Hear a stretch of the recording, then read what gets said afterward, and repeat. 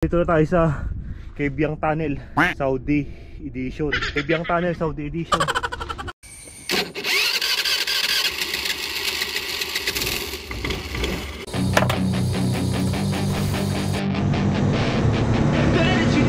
Check muna natin ang ating tire. Bombahan muna natin kasi malapot na nga yung gulong natin. Kita nyo na, malapot. I can say of everything you know that you could get. Mapagpalang umaga muli sa atin lahat mga tol. It's a beautiful Friday nga pala ulit. Kaya pumapadyak na naman tayo dito sa lubak-lubak na daan ang magpapawis.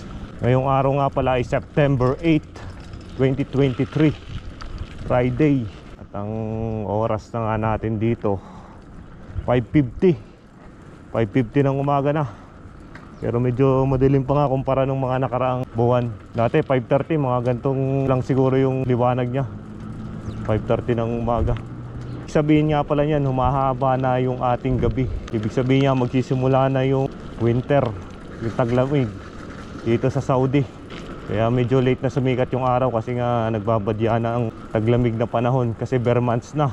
Yung klima nga ngayon dito sa gantong oras medyo parang nasa Pilipinas lang, normal lang na temperature na hindi naman mainit, hindi naman malamig, katamtaman lang. Ang problema nga lang medyo humid nga ngayon. Ba yung simula pa ng mga nakaraang araw, laging humid dito. Siguro dahil nagbabagya na nga, taglamig malapit na. Kunting-kunting tiis na lang sa mga na dito sa Saudi. Mamaya taglamig na yan.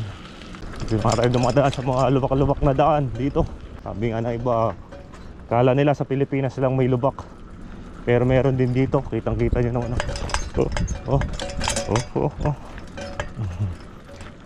Pero hindi naman karamihan. Parang mga sa Pilipinas din, may mga liblib na lugar na hindi na masyadong dinadaanan, kaya hindi na nabibigyang pansin mga karsadang ganito. Pero pagdating mo naman sa main road, gaya mamaya, makikita mo, maganda naman yung daan niya doon. Bago nga pala lahat, i-shoutout muna natin yung isang nagpapa-shoutout natin, isang YouTube subscriber, si Jam TV. Isa natin tong bagong taga-subaybay. Shoutout sa iyo, Lods. More content pa sa mga ginagawa mo. Sending support always. Keep safe always dyan. Maya kung mapadaan tayo sa Arotahan, tayo kumain mamaya. Halos hindi na nga maano yung almusal doon sa kampo.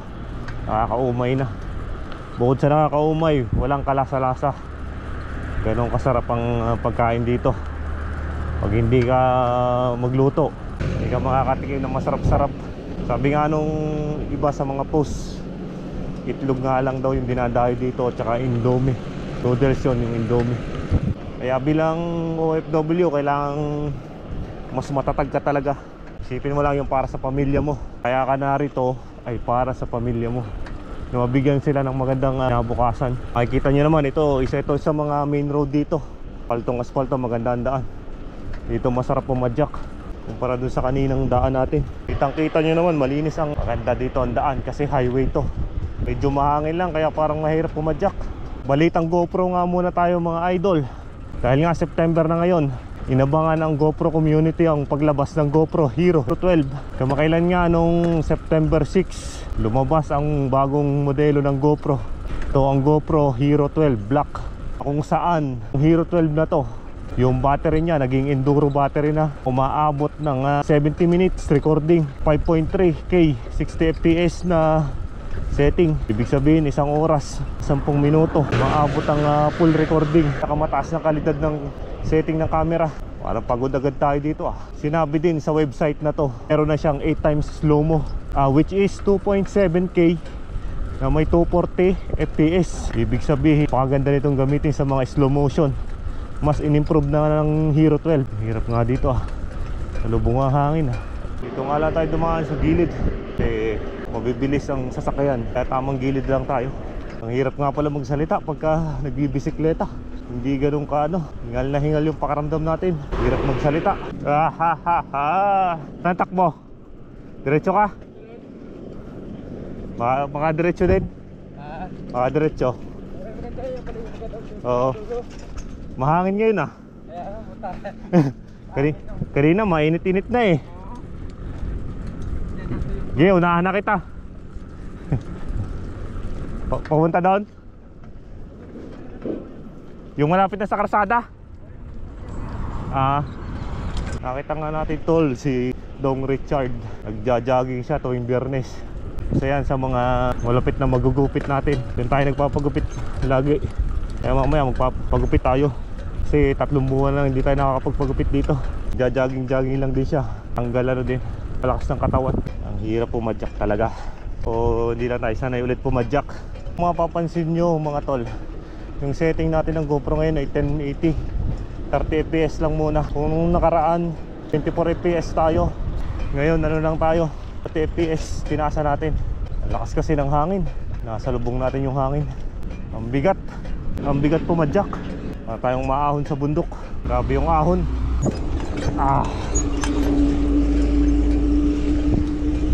Ahon pa mga master. Patayo tayo ng alanganin.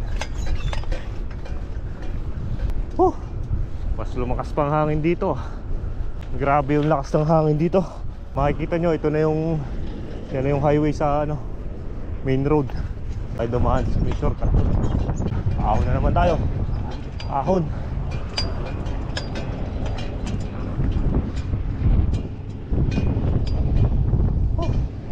Grabe yung ahon dito. Malakas nga ng hangin.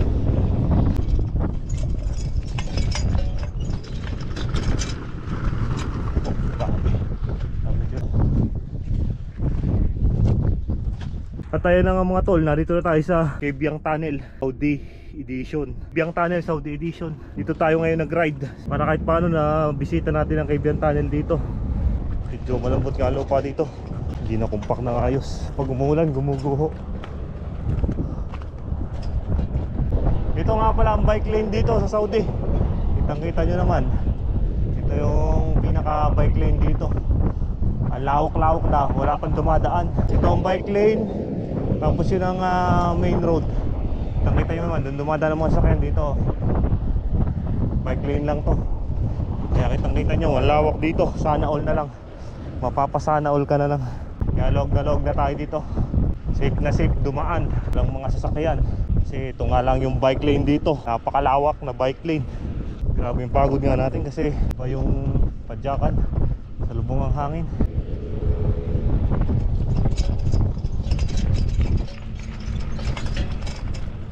Kasi nga pasalubong yung hangin.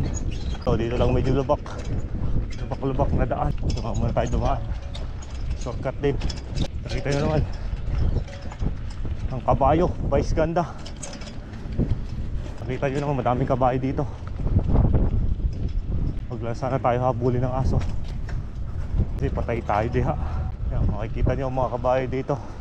Yan ang kanilang mga halusilig na alagaan mga kabayo. Patay tayo. Nakahabul tayo ng aso. Naghahabulan ng mga aso. Nga lang sana tayo habulin. Kundi tigsay tayo. Maan muli tayo sa bike lane. Pati pala kabayo. Horse lane pala.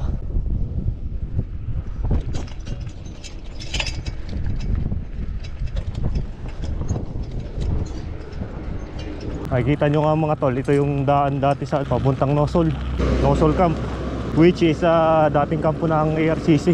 Sa patin dito, medyo lubak-lubak din dito. Iba-iba talaga pag walang hangin, hanggang pumadyak. Pero kanina masalubong, hirap-hirap pumadyak.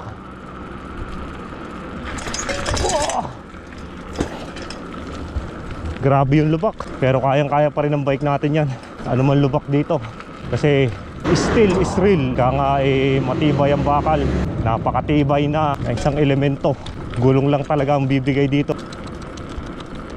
Pabol tayo sa aso. Parang ayos na ayos yung padyak natin. Pabalik. Kung papunta lang tayo medyo mabigat. Nakita nyo naman ang daan dito. Talagang sirang-sira.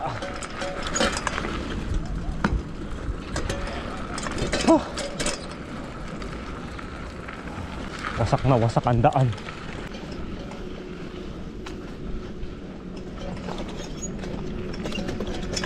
Makikita nyo sa kaliwa, ito yung dating kampo ng ARCC, ang Nosol Camp. Halos dyan nga nagkampo ang ARCC ng ilang taon. Umabot siguro ng mga 2 taon. Ito ang Nosol Camp. Oho, ito na nga sa porosyon na to, lubak-lubak.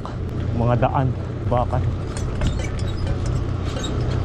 Muna tayo, kumain tayo dito. Nadia Restaurant. Bukan natin. Tali muna natin dito para madali tayo dito. Meanwhile, at yan ang ating tinira natin mga tol dito.